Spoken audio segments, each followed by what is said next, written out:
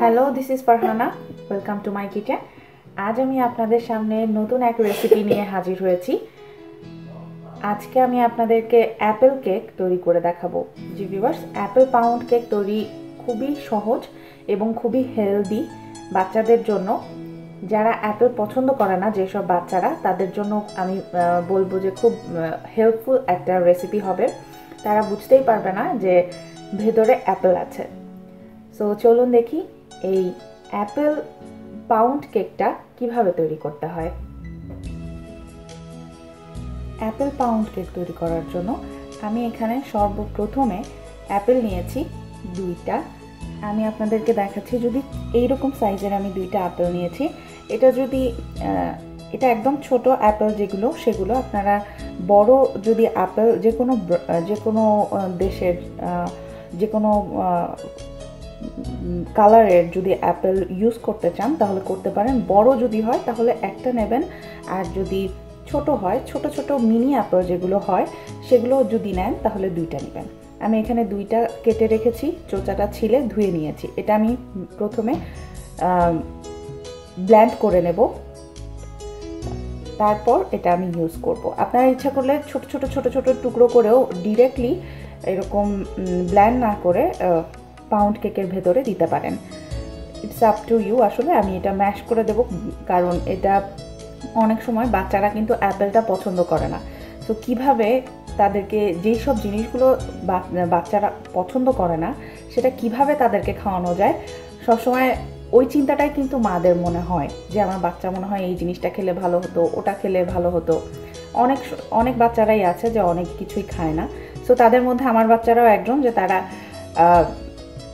Apple পছন্দ করে না। তো অ্যাপেলটাকেই তাদেরকে কিভাবে খাওয়াবো সেই প্রসেসিংটাই আমি আজকে আপনাদেরকে দেখাবো। সো এখানে আমি 1 কাপ ময়দা নিয়েছি, অল পারপাস ফ্লাওয়ার, যেটা রেগুলার ময়দা। আর এখানে 3টা ডিম, অবশ্যই রুম টেম্পারেচারে থাকতে হবে। এখানে আমি নিয়েছি বেকিং পাউডার, এখানে 1 টিস্পুন আমি অ্যাড করব, 1 চা চামচ। আর এখানে রেগুলার অয়েল, যেটা আপনারা ইচ্ছে করলে বাটার দিয়েও করতে পারেন, আমি অয়েল দিয়ে করে আপনাদেরকে দেখাবো। সেই মাপে 1 কাপ পরিমাণের অয়েল অ্যাড করতে হবে এখানে কেকটাকে ময়েস্ট করার জন্য। আর চিনিও নেব আমি 1 কাপ, ময়দার পরিমাণেই আমি চিনিটা নেব। আর এখানে আমি নিব হচ্ছে ক্রিম, যেটা আমরা লিকুইড ক্রিম ফ্রস্টিংয়ের জন্য ইউজ করে থাকি, সেই ক্রিমটা আমি 1/3 কাপ অ্যাড করব। আর লবণ অ্যাড করব স্বাদ মতো, খুবই সামান্য। আমি জাস্ট 3 আঙ্গুলের 1 চিমটি লবণ এর মধ্যে অ্যাড করব। তো চলুন আমরা এখন প্রসেসিংয়ে যাই। আমার সর্বপ্রথমে অ্যাপেল পিউরিটা হয়ে গেছে। আমি এখন একটা বলে ডিমের সাদা অংশ এবং হলুদ অংশটাকে সেপারেট করে নেব।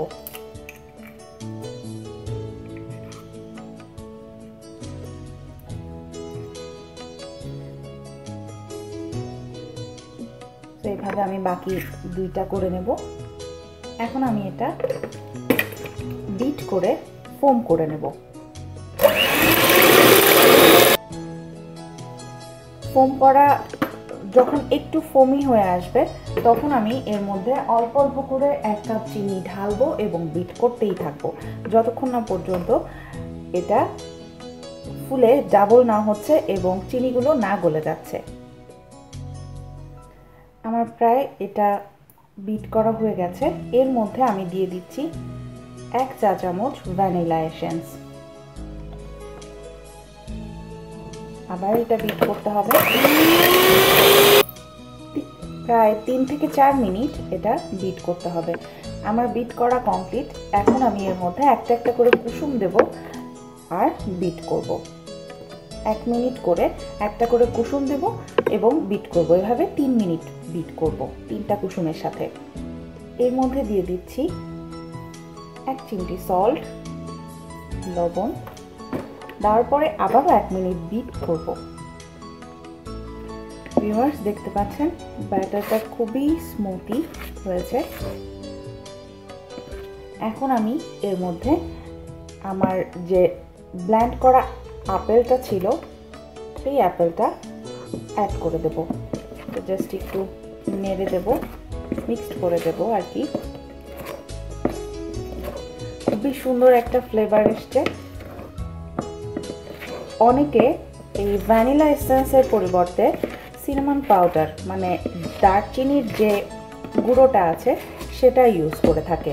সো ভিউয়ার্স, আপনারাও ইচ্ছা করলে এটা ইউজ করতে পারেন ফ্লেভারটা চেঞ্জ করার জন্য, কিন্তু আমি পার্সোনালি ভ্যানিলাটাই প্রেফার করি। সো এখন এখানে 1 কাপ ময়দা আছে। এই 1 কাপ ময়দার সাথে আমি 1 চা চামচ লেভেল করে বেকিং পাউডার অ্যাড করে দেব। দেখতে পাচ্ছেন একদম লেভেল আমি এখানে অ্যাড করে দিচ্ছি। এখন এটা একসাথে চেলে এর ভেতরে দিয়ে দেব 2 বারে। একবারেই দেওয়া যাবে না, 2 বার করে এটা মিক্স করতে হবে। এখন খুব সফটলি মিক্সড করতে হবে। ব্যাটারটা মিক্সড করা হয়ে গেছে। এখন আমি এর মধ্যে ক্রিম অ্যাড করব।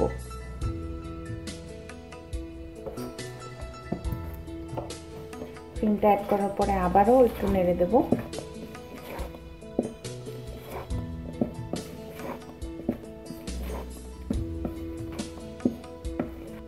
সবশেষে এর মধ্যে দেব ভেজিটেবল অয়েল 1 কাপ।